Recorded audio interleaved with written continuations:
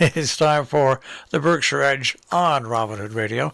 And you, of course, go to theberkshireedge.com anytime you want and take a look at all the information they have from South County and beyond. Good morning, good morning, good morning. Good morning. Good morning.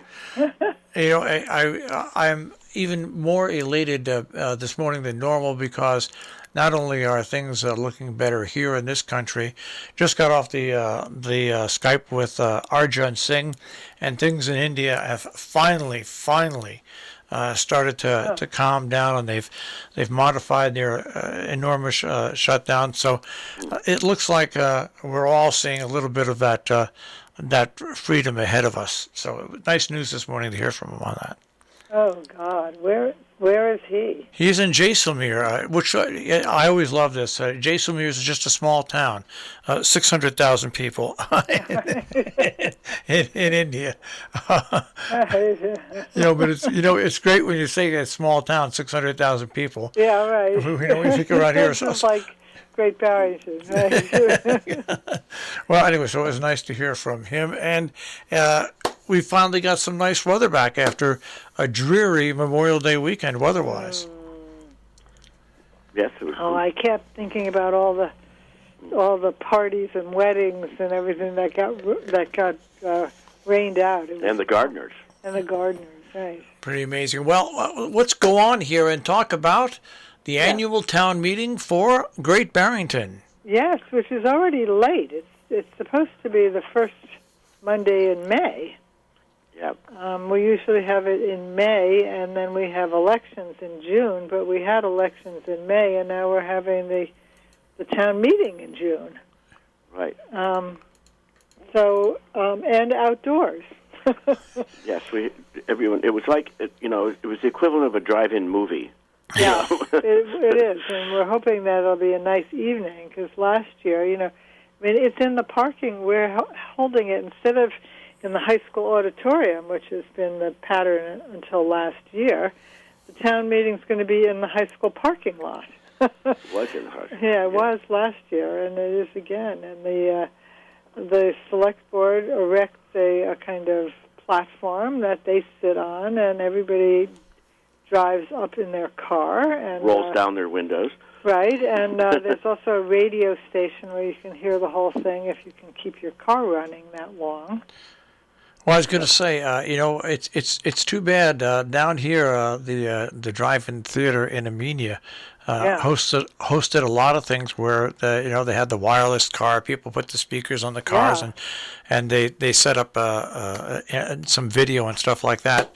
But hopefully this is the last time a town meeting will have to be held in a parking lot. Right. I hope so. Well, I think the key thing is that the town meeting is so important. It has to be held one way or another. Yep. Yeah, it is our government. Well, it is the government, actually. Well, it is the government, the town meeting. That's what we do. We tell people all the time about our form of government, which is a town meeting type, that the selectmen meet, the boards of finance meet, everybody meets, everybody comes up with the ideas, but essentially the decision is made by the town meeting and people in the town. That's right. And budgets are approved and appointments are approved, and I know, it's wonderful. It's very exciting, and I was a second homeowner before I moved here full time, and I always resented when I was a second homeowner that I couldn't come, because I could attend, but I couldn't vote, so I couldn't really participate. And now, since I moved here full time and can participate, I find this very exciting. It almost brings tears to my eyes. This is direct democracy. Well, I was going to say it's probably the purest form of government possible, because in the end, no matter what the people you have elected or the people in the positions put forward, you do have the final vote, and that's right. It doesn't get any better than that. It just doesn't. And it always amazes me that not everybody comes. That we have 7,000 people in Great Barrington, and maybe you'll get 400 at the annual meeting. So it's a pity that more people are not participating. This is their opportunity, and you can't grouse if you don't participate. Well, I was going to say, and most people that complain are people that don't go to these meetings Right, because they exactly. just don't understand. They haven't seen how the legislation or whatever piece has developed from the time it was organized and run through the whole system. But you do have a tongue-in-cheek preview of the town meeting at the BerkshireEdge.com as well. Oh, we do. Yes, we do. Yes, the tongue-in-cheek is we have an amusing writer who goes under the pen name of Hebe GB. The GB, Great Barrington. GB meaning Great Barrington. And although some journalistic purists would say, how can you run somebody who's, not with their real name? I think in this case, Mark Twain used to write for the Hartford Courant, so I think we're okay. I was going to say, to people that have a problem with that, I'd say there's more important things to worry about. Right. There really is. But well, and Heebie-Jeebie, has a list of things that she guarantees will happen at the town meeting, and the crowd will boo a speaker for exceeding the time limit and demand it's time to vote on the issue. You'll mumble out loud when you see that guy intends to speak again. Right. Someone will demand to know when the bridges are going to be fixed. The moderator will knock the gavel loudly and chastise the crowd when it erupts in applause and cheering. It goes on. Second homeowners and tourists will be blamed for something. And somebody will lambaste the select board for allowing too many dispensaries to open in the town. So it's a wonderful list, and it's absolutely true. Yep, but it's tongue in cheek, and the writer is a wonderful witty woman. Right, It's a Great Barrington. Right. All right, so we'll move on from there. Now, June is LGBTQ Pride Month, and there's activities going on. Yes, there is, and we have. I'm pulling this up here. She's written Hannah Vensicle has written about events that will be going on in Berkshire to celebrate. LG. I always mix up the the acronym LGBTQ Pride, which is to commemorate the Stonewall riots in the United States. But in any case, we have there's a local author, Reverend Erica Allison, who has a new book out about this, and she is leading the number of events that will be held in celebration of. And we have an interview with her. And she's a very interesting woman. Yes, she is. She's a newly ordained interfaith minister. And she has a book called Gay the Pride Away, or Gay the Pray Away, which is an odd title, but it's a play on words because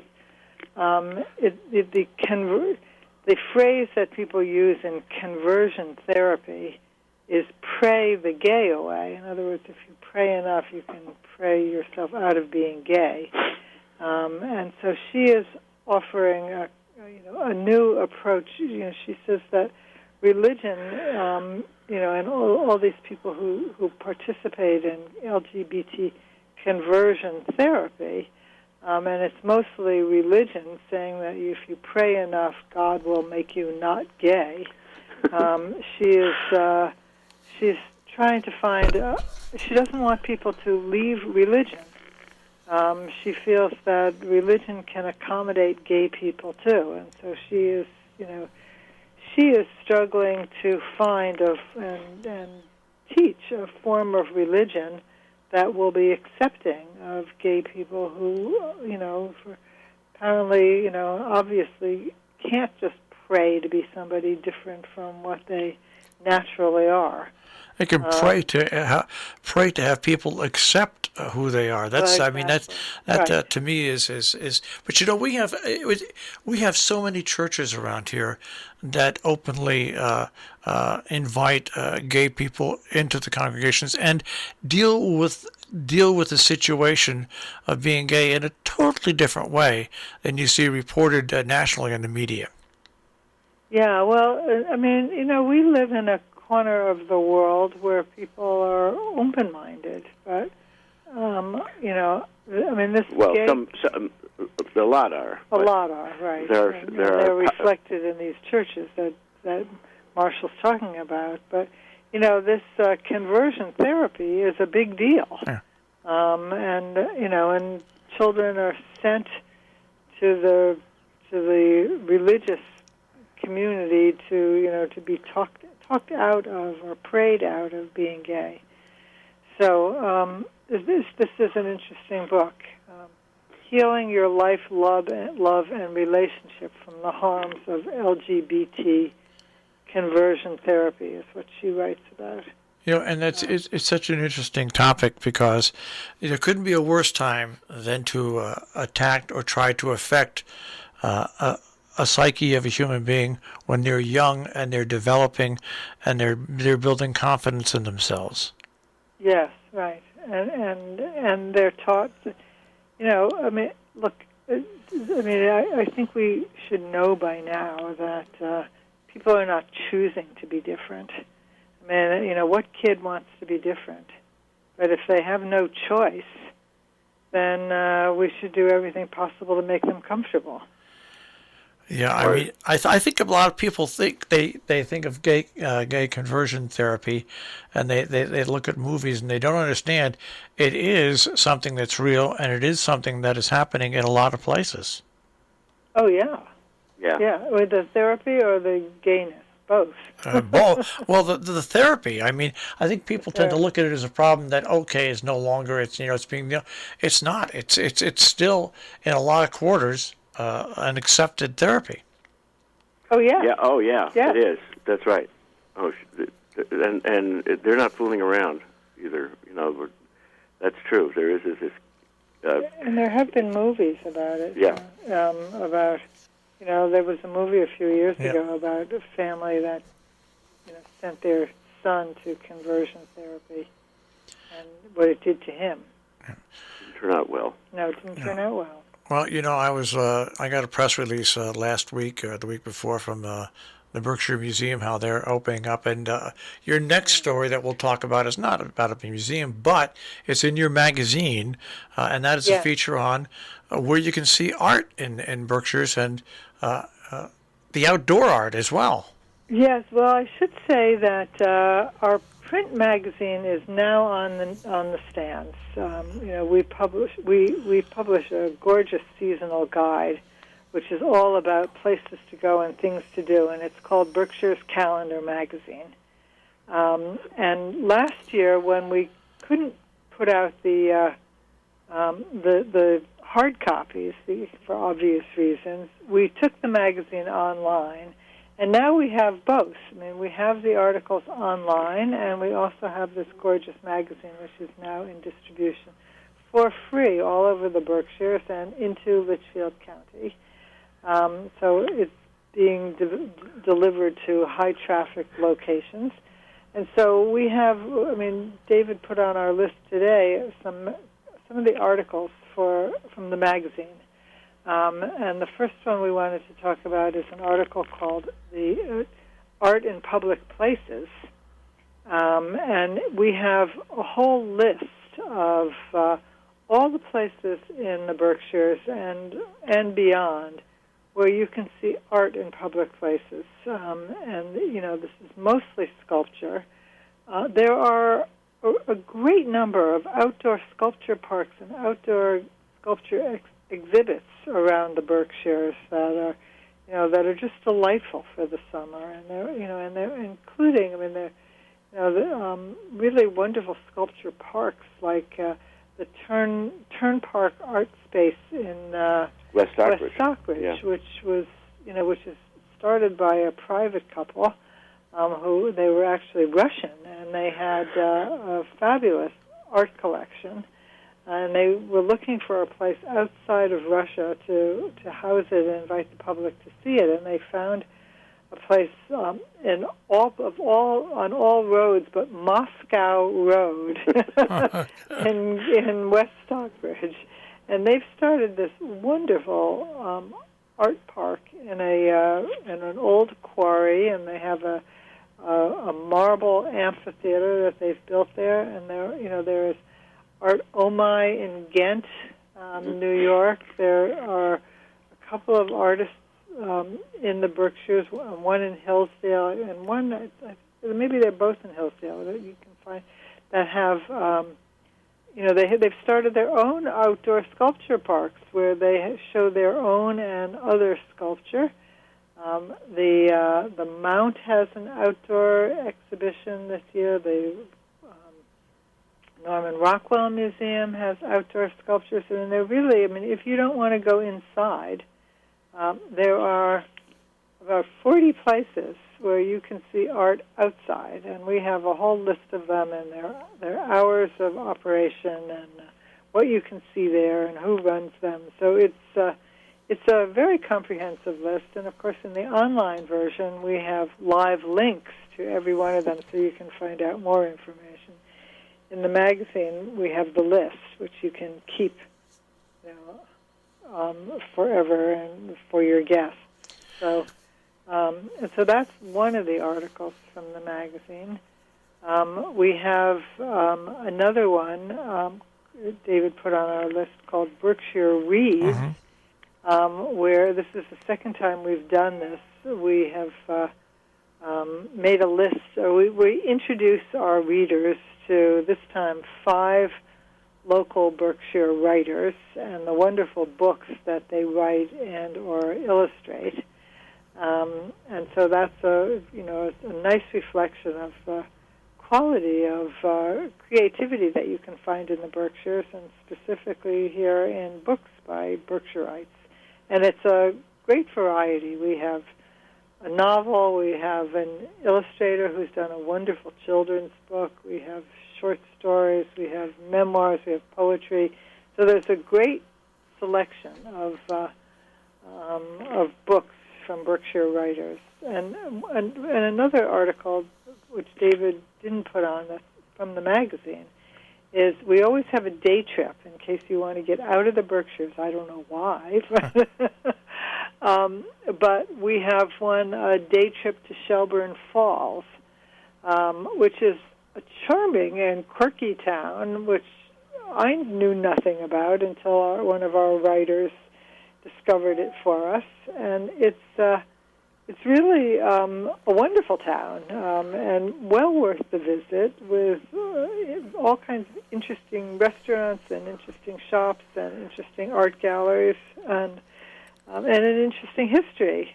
So that's another selection, online and from our print magazine. So quite a bit, important resources. Plus we have a list of all the farmers markets, what their hours of operation are, what days they operate, and what they specialize in. So the magazine is very full, and the online version is as well. All right, your next article, I'll preface it by saying Sharon, Connecticut returned and had a Memorial Day parade, and they even changed it at the last minute where they moved it. They were going to have it in the morning, but they changed it to 1 o'clock in the afternoon. And over in Millerton, New York, the VFW there did Memorial Day ceremonies, as did the combined VFWs from Dover Plains and Amenia. And in Falls Village, they had a brief ceremony in Cornwall.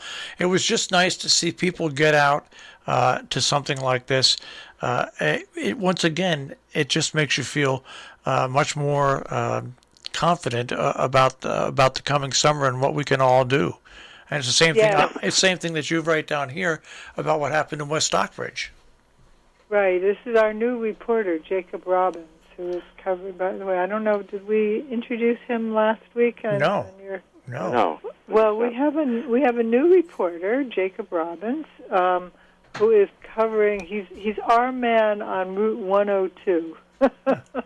So he is covering the towns. He's covering West Stockbridge, Stockbridge, Lee, and of course any place else that we can send him that he has signed. But he is primarily going to be covering those three towns, which we felt we were not covering sufficiently, and so we're really delighted. And Jacob is he's a West Stockbridge native. He grew up here. He used to intern for us when he was at Monument Mountain High School.